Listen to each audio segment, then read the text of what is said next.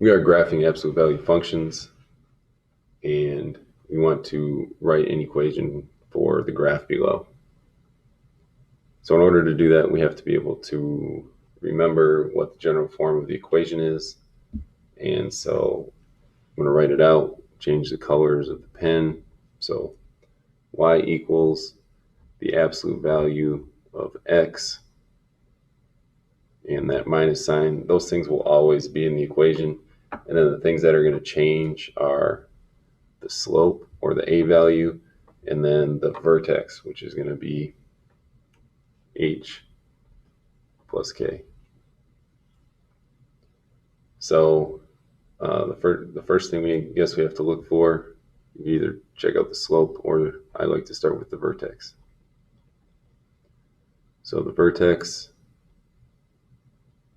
that is going to be hk, and the thing that we need to remember when we're writing our equation is whatever the vertex looks like, the x or the h for the vertex looks backwards. So we'll keep that in mind. The h looks backwards.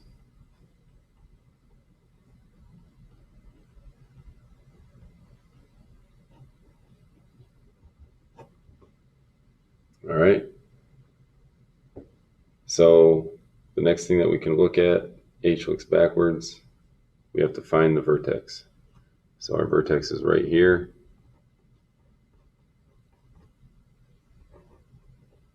And we need to know what that coordinate is. So over 1, up 1, 2, 3.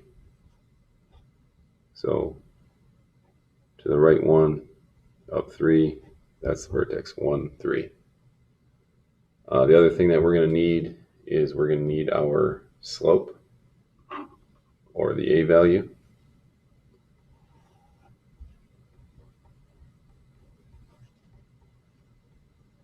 And we can get the a value if we start from the vertex and we go to the right. That'll tell us what our slope is. So we want to find another point where our graph intersects the coordinate. So we know that we have one at 1, comma 3, and the next one intersection looks like we have it right here. So we're going to have to go down 2 over 1. So negative 2 over 1. So slope is rise over run. So another way so it's going to be negative 2 over 1. And the same thing is just negative 2. So that's going to be our a value. And then we can write our equation. So we have the things that are always there. So y equals the absolute value of x minus the absolute value, and then the things that change. So our a value is negative 2. So we'll substitute in negative 2 in front of the absolute value. Now our vertex is 1, so we're going to substitute that in. And our k value is going to be plus 3, and so we'll substitute that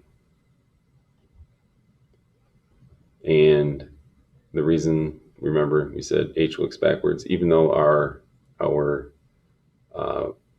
vertex is 1, 3, so it's a positive 1. When we substitute it in for h, it looks like it's going to be a negative 1 in the equation.